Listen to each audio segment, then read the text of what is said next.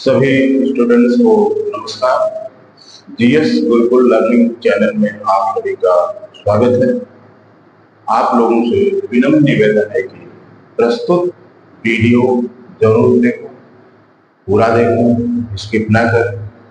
अगर पसंद आए तो लाइक सब्सक्राइब जरूर करें।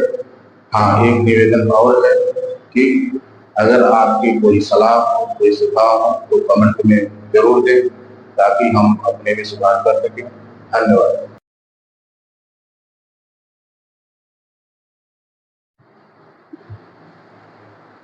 सभी स्टूडेंट्स को नमस्कार।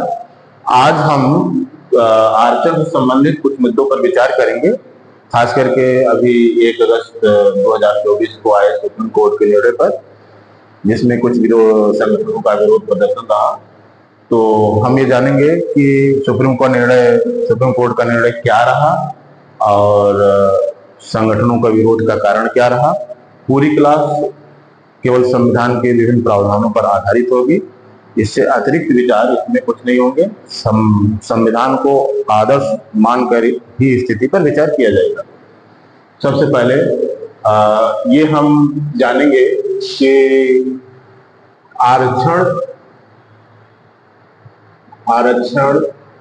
का प्रावधान आरक्षण के प्रावधान के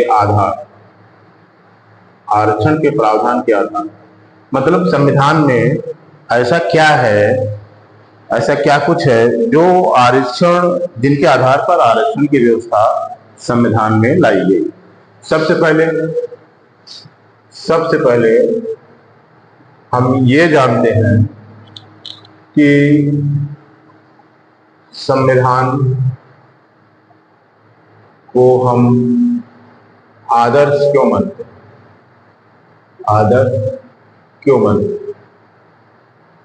मतलब कि जैसे कि ये सामान्य स्थिति में देखा गया है सोशल मीडिया आज पर कि कुछ हाई स्कूल फेल बंदे भी आरक्षण, ये संविधान पर प्रश्न उठाते हैं कि संविधान का ये प्रावधान नहीं सही है, संविधान का ये प्रावधान नहीं सही नहीं है। तो सबसे पहले हम इसी पर विचार कर लें कि संविधान के निर्माताओं की योग्यता क्या थी, या संविधान निर्माता कितने योग्य थे और इस संविधान में कितने लोगों का समर्थन था। तो इसको जानने से पहले हमें ये जानना होगा कि संविधान सभा में कुल कितने सदस्य थे और वो कैसे आए थे। सबसे पहली बात, संविधान सभा में सदस्यों का चुनाव प्रत्यक्ष मनोनयन भी था और चुने भी गए थे। अप्रत्यक्ष चुनाव भी हुआ था और उस चुनाव के आधार पर टोटल संविधान सभा के सदस्यों की संख्या 389 389। कितने सदस्य थे संविधान सभा में 389। ठीक। इसके बाद जब भारत आजाद हुआ, क्योंकि ये जो संविधान सभा का चुनाव हुआ था तो ये जुलाई अगस्त 1946 में हो गया था और इसकी पहली बैठक दिसंबर 1946 में हो गई थी। तो भारत को आजादी बाद में मिली और मुस्लिम लीग के सदस्य क्योंकि जब इसमें से निकल गए तो संख्या में परिवर्तन आया और वो संख्या कितनी रही, 299 सीटें रह गई। क्या आजादी के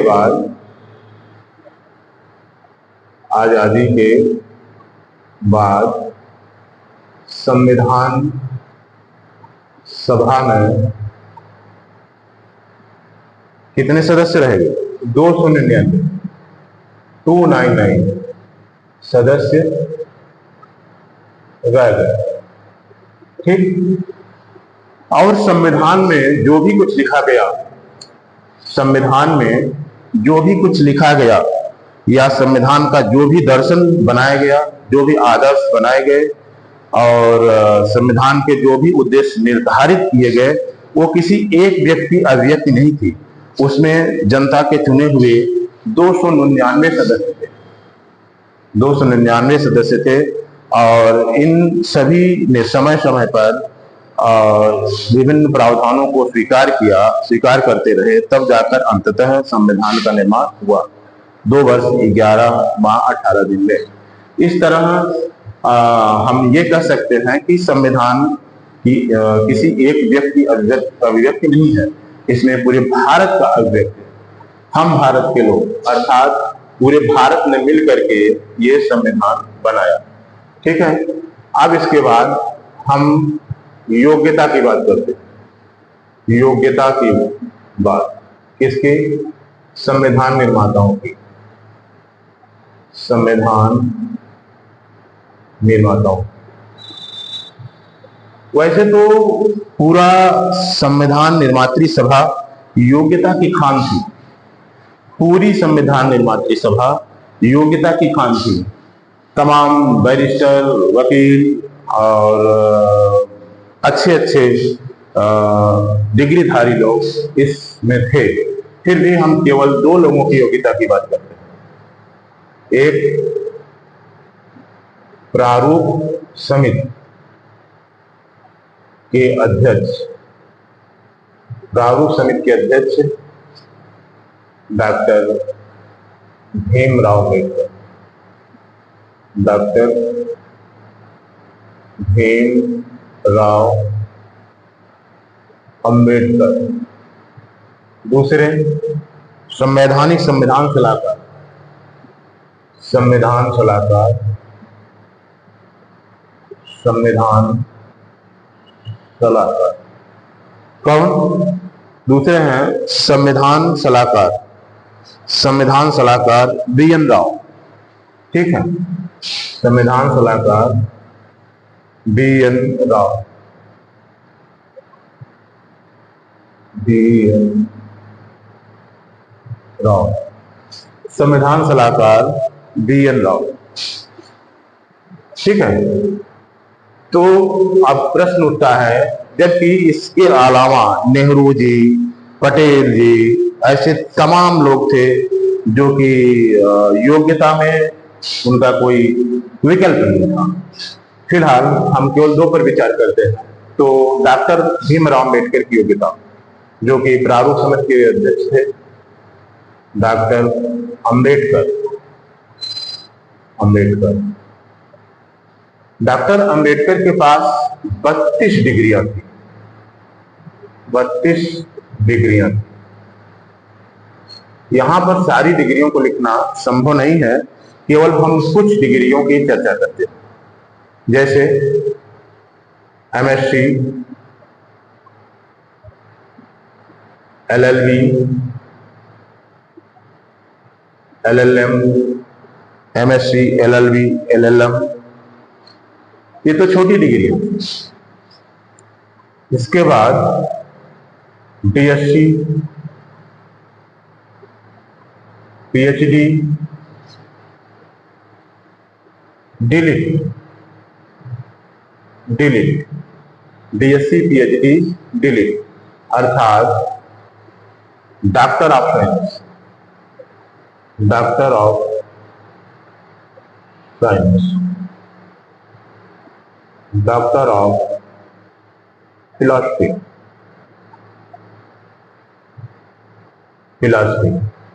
और डॉक्टर ऑफ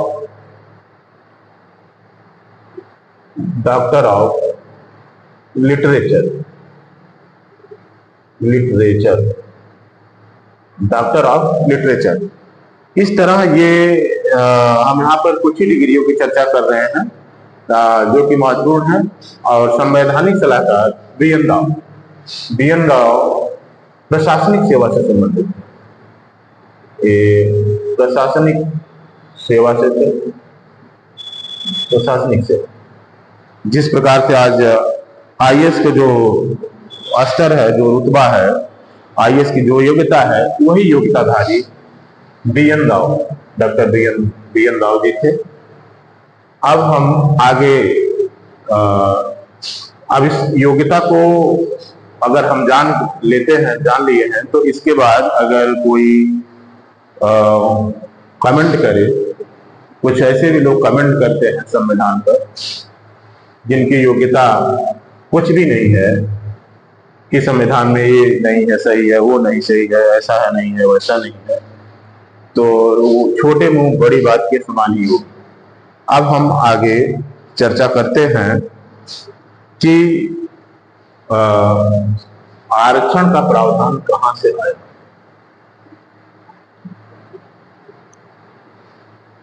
आरक्षण का प्रावधान के आधार, आरक्षण के प्रावधानों के आधार क्या हैं, किन आधारों पर आरक्षण लाया गया। सबसे पहले उद्देशिका।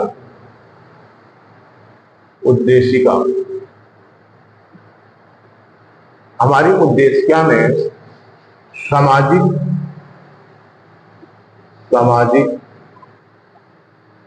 आर्थिक और राजनीतिक न्याय का लक्ष्य रखा गया।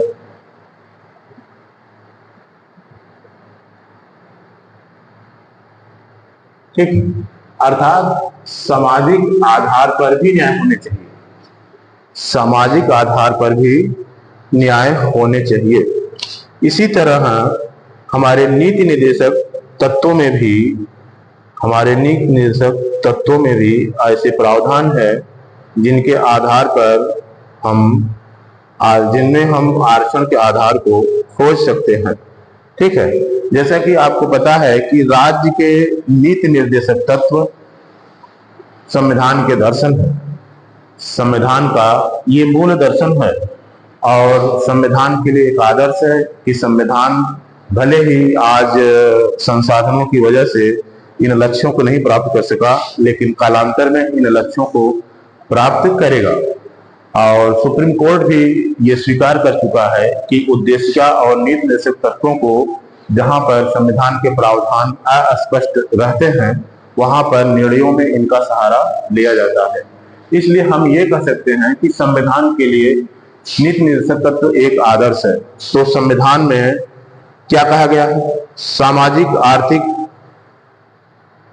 राज्य, जैसे अनुच्छेद नीति निर्देशक तत्व में क्या कहा गया है, राज्य को निर्देश है कि राज्य कल्याण की अभिवृद्धि के लिए ऐसी सामाजिक व्यवस्था बनाएगा जिसमें सामाजिक आर्थिक और राजनीतिक न्याय राष्ट्रीय जीवन की सभी संस्थाओं को अनुप्रमाणित करे। मतलब कि नीति निर्देशक तत्वों में राज्य को निर्देश है, राज्य को निर्देश है कि क्या राज्य ऐसी व्यवस्था बनाएगा, राज्य ऐसी व्यवस्था बनाएगा, ठीक है, राज्य ऐसी व्यवस्था बनाएगा कि जिसमें सामाजिक आर्थिक और राजनीतिक न्याय, सामाजिक आर्थिक और राजनीतिक न्याय, सामाजिक आर्थिक और राजनीतिक न्याय, यहां पर सामाजिक न्याय की बात कही गई, आर्थिक न्याय की बात कही गई और राजनीतिक न्याय की बात की गई। इसलिए सामाजिक न्याय भी एक लक्ष्य है, ऐसा हम स्वीकार कर सकते हैं। ठीक है, तो यहाँ पर सामाजिक न्याय की बात की गई है और साथ ही ये भी कहा गया है कि राष्ट्रीय जीवन के सभी संस्थाओं को अनुप्रमाणित करें। ठीक है, केवल एक जगह नहीं, राष्ट्रीय जीवन की सभी संस्थाओं को अनुप्रमाणित करें, राष्ट्रीय जीवन की सभी अनुप्रमाणित करें। तो इस आधार पर हम ये कह सकते हैं कि सोशल जस्टिस की बात नीति निर्देशक तत्वों में भी है। अब आगे हम विचार करते हैं कि मूल अधिकारों में क्या बात कही गई है। ठीक है, मूल अधिकारों में क्या बात कही गई है?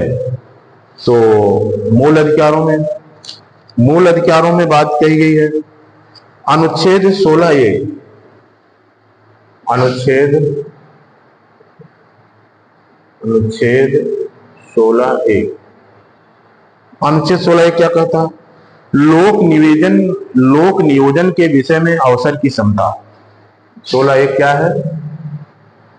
लोक नियोजन के विषय में अवसर की समता। लोक नियोजन के विषय में अवसर की समता मतलब कि राज्य के अधीन किसी पद पर नियोजन या नियुक्ति से संबंधित विषयों में सभी नागरिकों को समान अवसर की समता होगी। ठीक है, राज्य के अधीन कोई नियोजन है, राज्य के अधीन किसी भी नियोजन पर सभी नागरिकों की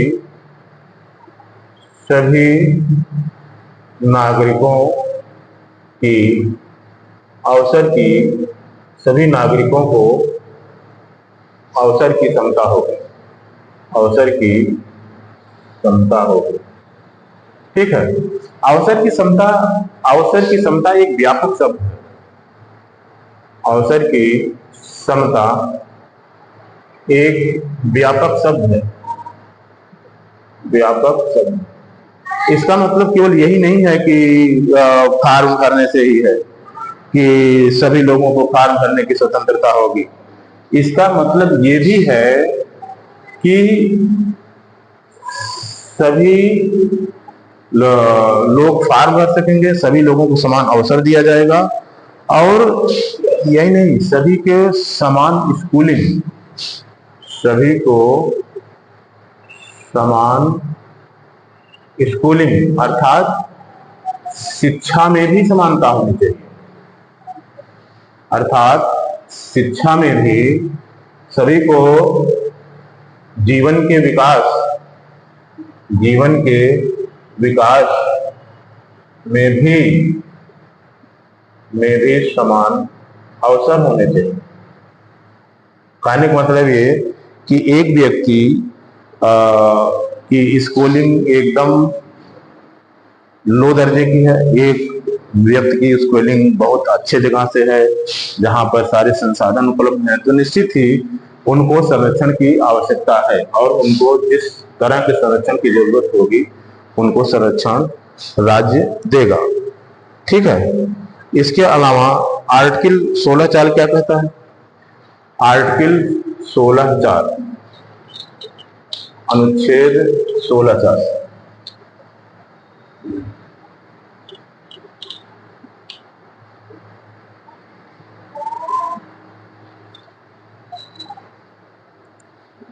अनुच्छेद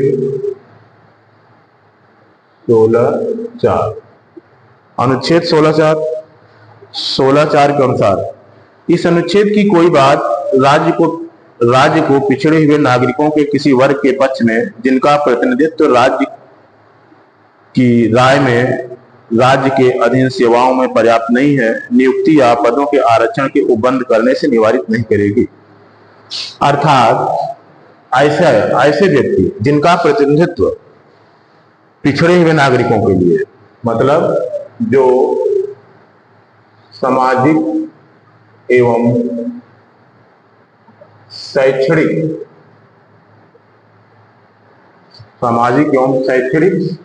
रूप से पिछड़े हैं। सामाजिक ऐसा वर्ग जो सामाजिक एवं शैक्षणिक रूप से पिछड़ा है, ऐसा वर्ग जो सामाजिक एवं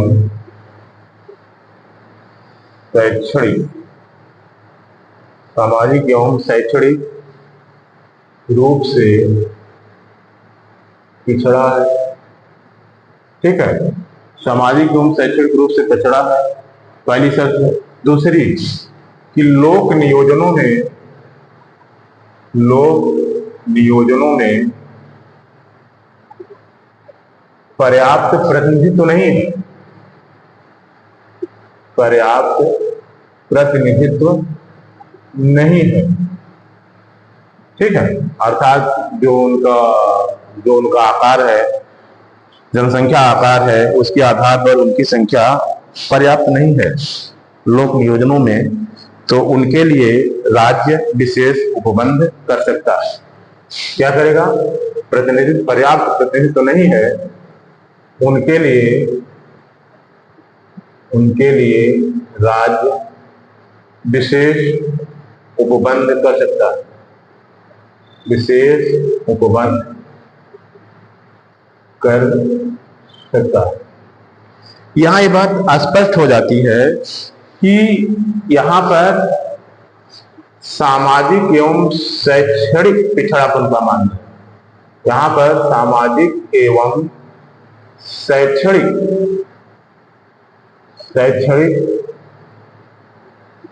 पिछड़ापन का मानदंड है।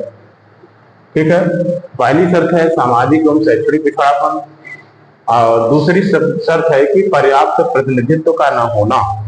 यहां पर आर्थिक मानदंड नहीं है, आर्थिक मानदंड नहीं है,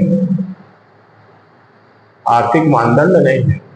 मानदंड क्या है? सामाजिक एवं शैक्षणिक रूप से पिछड़ापन हो और प्रतिनिधित्व की कमी हो। तो इसी प्रतिनिधित्व को लाने के लिए, इसी प्रतिनिधित्व को बढ़ाने के लिए राज्य विशेष उपबंध कर सकती है, राज्य विशेष उपबंध कर सकती है, राज्य विशेष उपबंध कर सकती है। अर्थात आरक्षण का प्रावधान यहीं से लाया गया। इसी तरह अनुच्छेद 15 में कहा गया है कि इस अनुच्छेद की कोई बात राज्य को स्त्रियों एवं बालकों के लिए कोई विशेष उपबंध करने से निवारित नहीं करेगी। अर्थात संरक्षण लिंग के आधार पर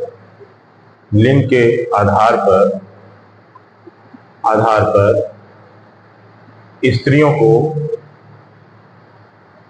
दिया जा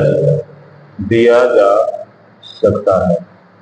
संरक्षण लिंग के आधार पर स्त्रियों को दिया जा सकता है और बालकों के लिए भी विशेष व्यवस्था की जा सकती है। ठीक है, इन सभी आधारों पर ही आरक्षण की व्यवस्था का प्रावधान किया गया।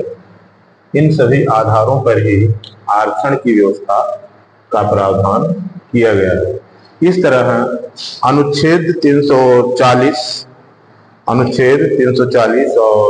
341, अनुच्छेद 340 और 341 पिछड़े वर्गों के अन्वेषण के लिए, अनुच्छेद 340 के पिछड़े वर्गों के अन्वेषण के लिए तथा उनके बारे में, उनकी स्थिति का अन्वेषण के लिए और उनके बारे में, उनके कल्याण के बारे में उपाय सुझाने के लिए। ठीक है, उन्हें उनके कल्याण या कल्याण न करके कह सकते हैं कि उनके समस्याओं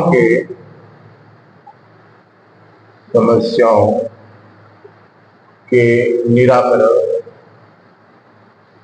के बारे में उपाय सुझाने के लिए राष्ट्रपति एक आयोग का गठन करेंगे। उपाय सुझाने के लिए राष्ट्रपति एक आयोग का गठन करेंगे। ठीक, मतलब राष्ट्रपति एक आयोग का गठन करेंगे जो पिछड़े वर्ग का अन्वेषण करेगा, अर्थात ये जानेगा कि पिछड़ा कौन, उनकी समस्याएं क्या, समस्याएं, और उनकी समस्याएं, फिर समस्याएं के बाद समाधान। इन सारे मुद्दों पर सिफारिश करने के लिए अनुच्छेद 340 में राष्ट्रपति को अधिकार दिया गया है कि वो एक आयोग का नियुक्त करेंगे। इसी संदर्भ में द्वितीय पिछड़ा वर्ग आयोग मंडल कमीशन नियुक्त किया गया था। मंडल कमीशन, जिन्होंने 1980 में अपनी रिपोर्ट सरकार को सौंपी थी। अपनी रिपोर्ट सरकार को सौंपी थी। ठीक है, ये मंडल कमीशन, मंडल मतलब बीपी मंडल, इसके अध्यक्ष थे बिंदेश्वरी प्रसाद मंडल। बिंदेश्वरी प्रसाद मंडल ने अपनी एक रिपोर्ट बनाई और उस रिपोर्ट को सौंपा कि क्या पिछड़ा वर्ग कौन है, पिछड़ा वर्ग की पहचान क्या है, कैसे पिछड़े वर्ग को पहचाना जा सकता है, जात के आधार पर पहचाना जा सकता है। तो इस कमीशन ने अपने अन्वेषण में पाया कि जात भी पिछड़ा वर्ग की पहचान है, क्योंकि उनकी समस्याएं लगभग समान हैं। तो इस आधार पर ये इसने अपनी रिपोर्ट सौंपी। ठीक है, इसी तरह अनुच्छेद 341 एससी और एसटी से संबंधित है। ठीक है, अनुच्छेद 341 एससी से संबंधित है। अनुसूचित जाति, ठीक, अनुसूचित जाति से संबंधित है और इस संदर्भ में ये इसी अनुच्छेद के तहत व्यवस्था दी गई है अनुसूचित जाति और अनुसूचित जनजाति के लिए। तो इन्हीं सभी प्रावधानों के अनुसार आरक्षण की व्यवस्था की गई है। संविधान में ये सारे प्रावधान, यही सभी प्रावधान हैं जिनके आधार पर आरक्षण की व्यवस्था किया गया है। आरक्षण की व्यवस्था, आरक्षण की व्यवस्था, ये प्रावधान, ये सब उपरोक्त प्रावधान के आधार पर आरक्षण की व्यवस्था की गई। अब प्रश्न उठता है कि विवाद क्या था। सबसे पहले इस पर इंदिरा साहनी मामले को समझना होगा। इंदिरा साहनी में फैसला क्या था? इंदिरा साहनी मामला ये ओबीसी आरक्षण के संदर्भ में आया था। इंदिरा साहनी मामला ओबीसी आरक्षण के संदर्भ में आया था और इस मामले में 9 जजों की बेंच थी। इंदिरा साहनी मामला एससी में सुना गया था। ये 9 जजों की बेंच थी, 9 जजों की बेंच थी और इसने क्या फैसला किया इंदिरा साहनी मामले में? और फैसला 5-4 का था। और फैसला क्या आया था? फैसला ये आया था कि सामाजिक और शैक्षणिक पिछड़ेपन को मान्यता दे दी गई। क्या? सामाजिक शैक्षणिक पिछड़ेपन को मान्यता, ठीक, अर्थात ये स्वीकार किया गया कि सामाजिक और शैक्षणिक रूप से पिछड़ापन ओबीसी का आधार हो सकता है। ठीक है, ये बात स्वीकार की गई। ठीक, दूसरी बात, इसमें एक चीज और कहा गया, क्रीमी लेयर। क्रीमी लेयर क्या? Creamy layer. क्रीमी लेयर एक शब्द आया, क्रीमी लेयर, नाम से ही कुछ स्पष्ट है। अगर याद करने की दृष्टि से हम ये कह सकते हैं कि एक ऐसा स्तर जो क्रीम वाला है, जो क्रीम खाता है, अर्थात जो ऊपर का स्तर है, ऊपर का स्तर, ऊपर का स्तर मतलब जो संपन्न तबका है, जो संपन्न तबका है, तबका है।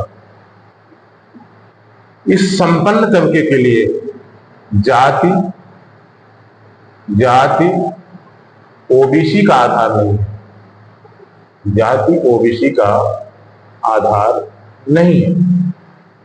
कहने का मतलब है, मतलब अर्थात कोई जाति ओबीसी में है, ओबीसी में है, और उसी जाति का संपन्न तबका, यहाँ पर तात्पर्य ये है कि संपन्नता से तात्पर्य विशेष संपन्नता है। जैसे कि इस समय 8 लाख आय को निर्धारित किया गया है, समय समय पर परिवर्तित होता रहता है। तो उसी जात का जो संपन्न तबका है वो ओबीसी नहीं है, वो क्या है, सामान्य है। अर्थात वो ओबीसी की कोटे का लाभ उसको नहीं मिलेगा। मतलब ओबीसी उसको ओबीसी कोटे का लाभ नहीं मिलेगा। ये तो हो गया ओबीसी के संदर्भ में विचार। इसी तरह जबकि एससी एसटी में ये सिद्धांत लागू नहीं है, में यह सिद्धांत लागू नहीं है, लागू नहीं, ठीक। एससी एसटी में यह सिद्धांत लागू नहीं है। एससी एसटी में कोई क्रीम लेयर नहीं होता, यह सिद्धांत एससी एसटी में लागू नहीं है। इसी 9 जजों की बेंच, 9 जजों मतलब इसी इंदिरा साहनीवाद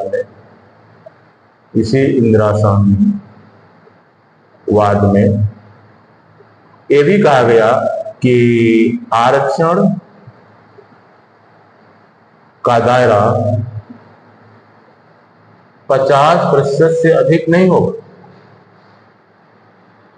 50% से अधिक नहीं होगा। आरक्षण का दायरा 50% से अधिक नहीं होगा, ठीक है। और एससी एसटी के संदर्भ में अब हम सीधे आते हैं उस विवाद पर जो एससी एसटी के संदर्भ में आया। अच्छा हाँ, इसी में यह भी स्वीकार किया गया था कि सब कैटेगरी भी हो सकती है। ओबीसी में सब कैटेगरी भी हो सकती है, सब कैटेगरी हो सकती है, सब कैटेगरी हो सकती है। अर्थात जैसे पिछड़ा वर्ग ओबीसी है तो उसमें एक और कैटेगरी अति पिछड़ा वर्ग जैसी कैटेगरी बनाई जा सकती है, ठीक है। अब हम आते हैं कि सुप्रीम कोर्ट के 1 अगस्त का निर्णय क्या था और किस संदर्भ में था। सुप्रीम कोर्ट का 1 अगस्त का निर्णय क्या था और किस संदर्भ में था, और विरोध करने वाले संगठनों की आशंकाएं क्या है। विरोध करने वाले संगठनों में से क्या है और एनएफओ क्या है। NFO not found suitable, NFS क्या है, एनएफएस, ठीक है। तो सबसे पहले सुप्रीम कोर्ट का 1 अगस्त का निर्णय क्या, 1 अगस्त 2024 को एससी ने निर्णय दिया। सुप्रीम कोर्ट ने क्या निर्णय दिया कि अनुसूचित जाति जनजाति के आरक्षण में,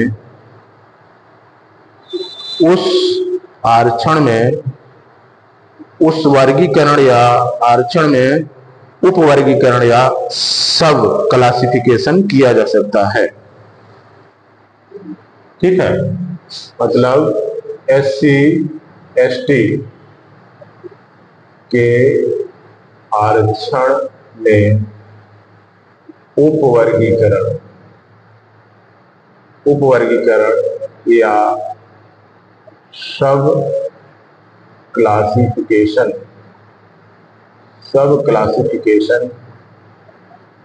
किया जा सकता है, बात सीधी सी है कि अगर 21% SC आरक्षण है तो इस निर्णय के अनुसार ये किया जा सकता है कि 21 को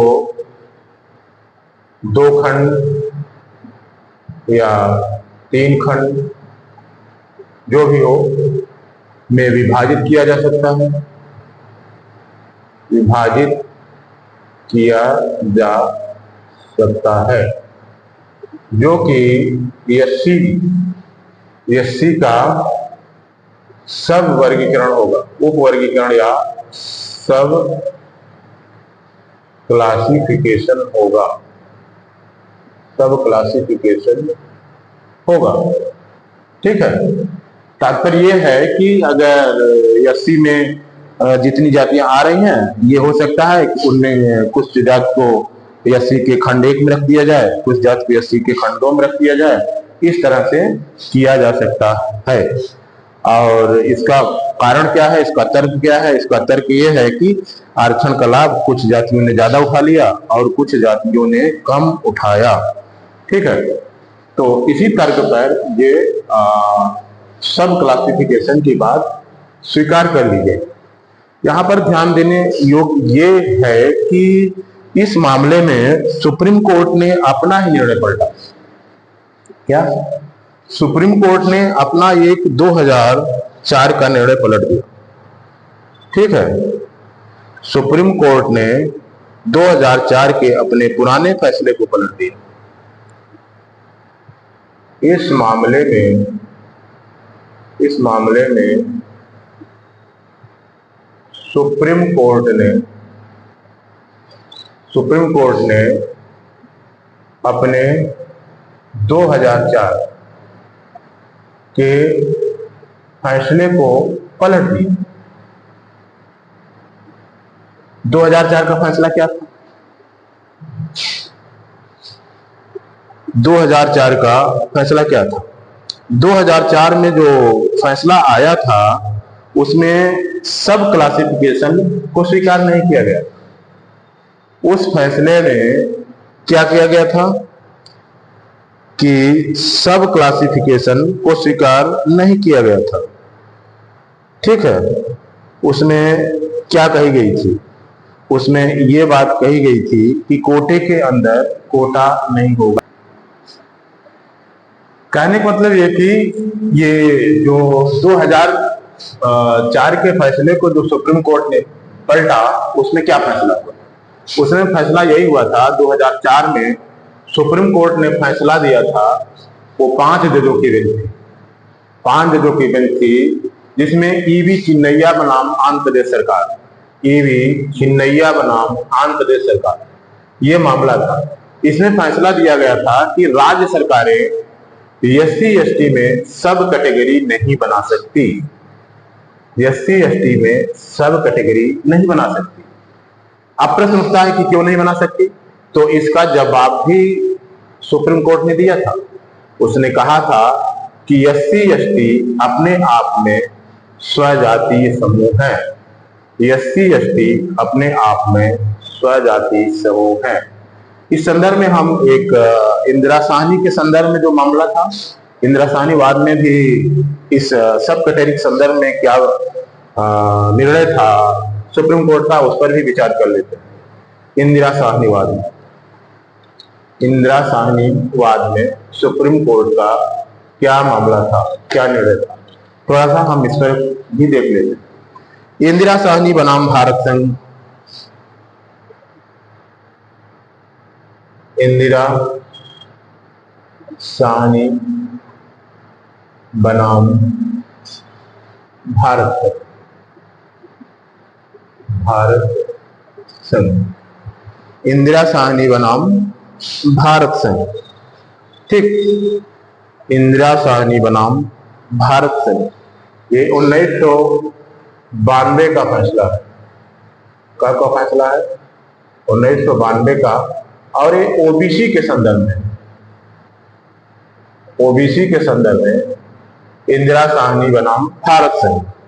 ये 9 जजों की बेंच थी, इसमें 9 जज थे। 9 जजों की बेंच थी। इसमें क्या स्वीकार किया गया था? इसमें कहा गया था कि जिसमें यह कहा गया था कि ओबीसी के भीतर सब कैटेगरी बनाई जा सकती है।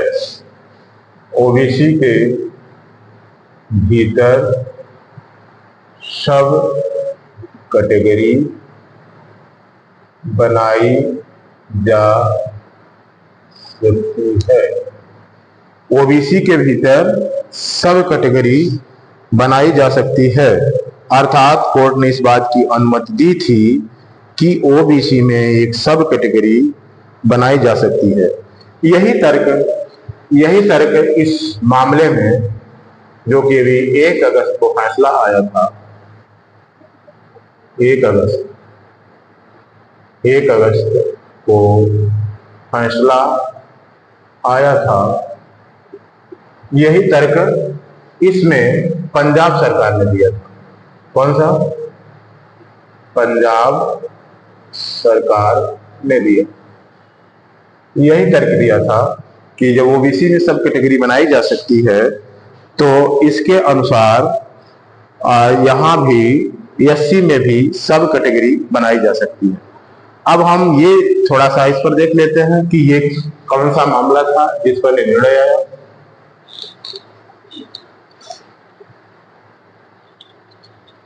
मामला जिस पर ये निर्णय आया 2020 में 7 जजों की बेंच ने विचार 2024 में 7 जजों की बेंच ने विचार किया और सीजीआई के नेतृत्व, ये जो 7 जजों की ये मामला था, क्या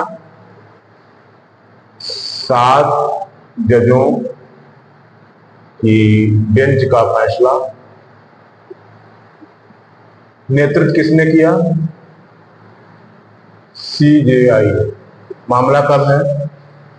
2024 में जनवरी में ये मामला आया था और जनवरी 2024, ठीक है, जनवरी 2024। इसमें 3 दिन बाकायदे इस पर बहस हुई और जजों ने दोनों पक्ष विपक्ष ने सुने और अपने फैसले को सुरक्षित कर लिया और 1 अगस्त को फैसला सुनाया। कब सुनाया?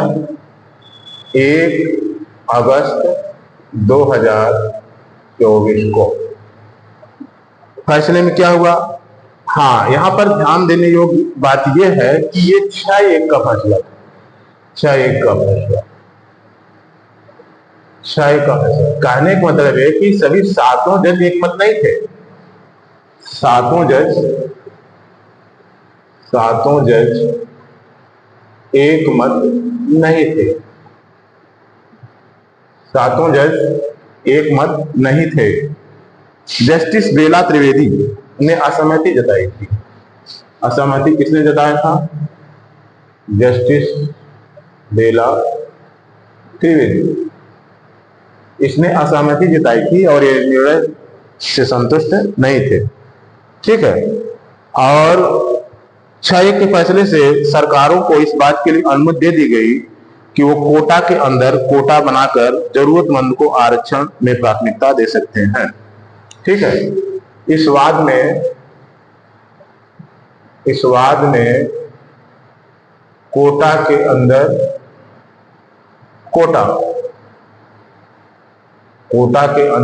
कोटा बनाने की अनुमति दे दी गई। इससे लाभ क्या होगा? जब कोटा के अंदर कोटा बना दिया जाएगा तो लाभ क्या होगा, ठीक है। तो लाभ क्या होगा? जरूरतमंद को आरक्षण में प्राथमिकता। क्या होगा? जरूरतमंद को आरक्षण में प्राथमिकता। प्रथम दृष्टया इस आदेश में कोई कमी नजर नहीं है भाई। अगर अब यहाँ पर थोड़ा सा विभिन्न संगठनों की शंकाएं क्या है उस पर अगर विचार करेंगे तो उनके भी अपनी शंकाएं हैं और उनके भी अपने तर्क वो भी समझ में आते हैं, लेकिन प्रथम दृष्टया इस ऑर्डर में कोई कमी नहीं आती। कोर्ट का कहना है कि सब कैटेगरी का आधार उचित होना चाहिए। ठीक, तो पहली बात तो यह है कि अब यहाँ पर थोड़ा सा हम शंकाओं पर भी विचार कर लेते हैं कि विभिन्न संगठनों की शंकाएं, जो विभिन्न संगठनों की शंकाएं, अर्थात जो विभिन्न संगठन विरोध प्रदर्शन कर रहे थे, विरोध प्रदर्शन के कारण, ठीक, विरोध प्रदर्शन के क्या कारण है, इनकी शंकाएं क्या है, विरोध प्रदर्शन के क्या कारण है, उनकी शंकाएं क्या है। सबसे बड़ी शंका तो ये है कि जो सब कैटेगरी बनेगी, सब कैटेगरी में राजनीति होगी, राजनीति होगी और वो भी वोट की राजनीति होगी, वोट की राजनीति होगी और एससी की एकता प्रभावित होगी, एकता प्रभावित होगी और भविष्य में वे अपने हितों के प्रति के लिए नहीं लड़ पाएंगे, उनकी एकता प्रभावित होगी और वो अपने हितों के लिए नहीं लड़ पाएंगे। दूसरी जो कुछ संगठनों की कहना है, दूसरी कहना है कि इससे NFS नॉट फाउंड सुटेबल, मतलब योग्य नहीं पाए गए, योग्य नहीं पाए गए, नहीं पाए गए, इसको बढ़ावा मिलेगा, इसको बढ़ावा मिलेगा, क्योंकि बढ़ावा मिलेगा क्योंकि जो वो होगा, जब दायरा सीमित होगा तो योग्य व्यक्तियों की कमी आएगी। लेकिन ये हमें शंका मात्र लगती है, शंका मात्र। ऐसा क्यों? ऐसा इसलिए कि चूंकि ये सब कैटेगरी है, सब कैटेगरी है, अतः किसी सब कैटेगरी में, सब कैटेगरी में योग्य व्यक्ति नहीं पाया गया, योग्य व्यक्ति नहीं मिला, नहीं मिला, तो योग्य व्यक्ति की तलाश, योग्य व्यक्ति की तलाश मेन कैटेगरी में होना चाहिए, मेन कैटेगरी, योग्य व्यक्ति की तलाश मेन कैटेगरी में होना चाहिए। ठीक है, योग्य व्यक्ति की तलाश मुख्य कैटेगरी में होना चाहिए। अगर ऐसा है, अगर ये बात सही है, नियम तो यही कहता है, अगर ऐसा होगा और ये बात सही है तो संगठनों की जो आशंकाएं हैं कि नॉट फाउंड सुटेबल या योग्य व्यक्ति नहीं पाया गया जैसे बातों को बढ़ावा मिलेगा नियुक्ति में, तो ये निराधार है। हाँ, अगर ऐसा है कि सब कैटेगरी के नहीं पाए जाने पर योग्य व्यक्ति की तलाश मेन कैटेगरी में नहीं होगी, अगर ऐसी कोई बात है तो ये योग्य व्यक्ति नहीं पाया गया, इस बात को बढ़ावा मिलेगा। लेकिन नियमानुसार तो ऐसा नहीं होना चाहिए। तो यही है आशंकाएं, विरोध प्रदर्शन करने वाले संगठनों की आशंकाएं यही है कि उन्हें योग्य व्यक्ति नहीं पाया गया, नॉट फाउंड सुटेबल दर्शाया जाएगा और उनके पद को सामान्य पद घोषित कर दिया जाएगा। ऐसी शंकाएं जो व्यक्त की जा रही हैं, तो अगर ये सब कैटेगरी का सिद्धांत लागू होगा तो सब कैटेगरी का सिद्धांत लागू होगा तो ये आशंकाएं निराधार हैं। लेकिन अगर कुछ और बात है तो हो सकता है। ठीक, अब हम ये इस पर भी थोड़ा सा विचार करेंगे कि सुप्रीम कोर्ट ने इस कुछ शंकाओं को समाधान भी बताया है कि कैसे किया जाएगा, मतलब सब कैटेगरी कैसे बनाई जाएगी जिससे कि राजनीति ना हो। कोर्ट का कहना है कि सब कैटेगरी का आधार उचित होना चाहिए। ठीक है, सब कैटेगरी का आधार उचित होना चाहिए, उचित होना चाहिए। सब कैटेगरी का आधार उचित होना चाहिए। कोर्ट का यह भी कहना है कि संविधान के आर्टिकल 301 कोर्ट ने यह कहा कि किसी एक जात को 100% कोटा नहीं दिया जा सकता।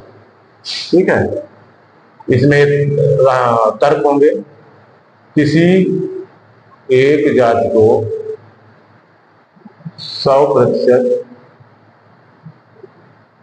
कोटा नहीं दिया जा सकता, नहीं दिया जा सकता, भले उस जाति का प्रतिनिधि 0 हो, मतलब 100% नहीं दिया जाएगा। ठीक है, दूसरी बात कोर्ट ने और कहा, एससी में शामिल किसी जाति का कोटा तय करने से पहले उसकी हिस्सेदारी का पुख्ता डेटा होना चाहिए। ठीक है, एससी में शामिल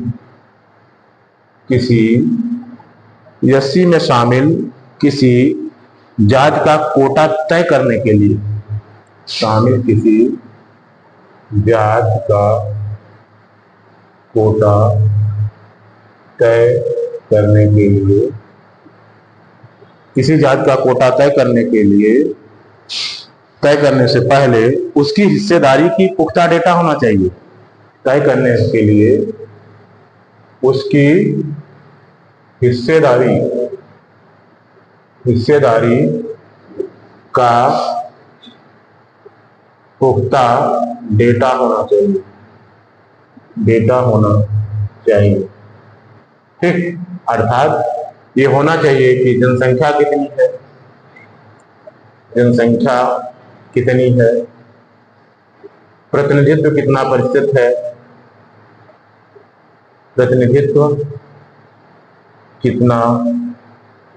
है, किस जाति का सबसे ज्यादा प्रतिनिधित्व है, किस जाति का सबसे कम प्रतिनिधित्व है। इन सारे आधारों पर तार्किक आधार होना चाहिए, तार्किक आधार पर ही तय होगा सब डिवीजन,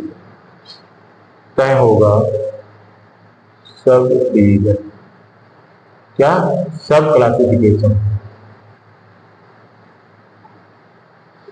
क्लासिफिकेशन, उपवर्गीकरण। ठीक, उपवर्गीकरण। ठीक, अगर ऐसा होता है और तार्किक आधार होते हैं और निश्चित आंकड़ों के आधार पर होता है, अगर आंकड़ों के आधार पर होता है,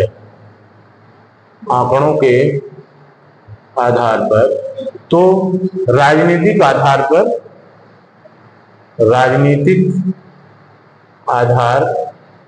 पर कुछ नहीं होगा, ठीक है, सब कुछ आंकड़ों पर होगा। अर्थात इस तरह से एससी ने इन आशंकाओं को दूर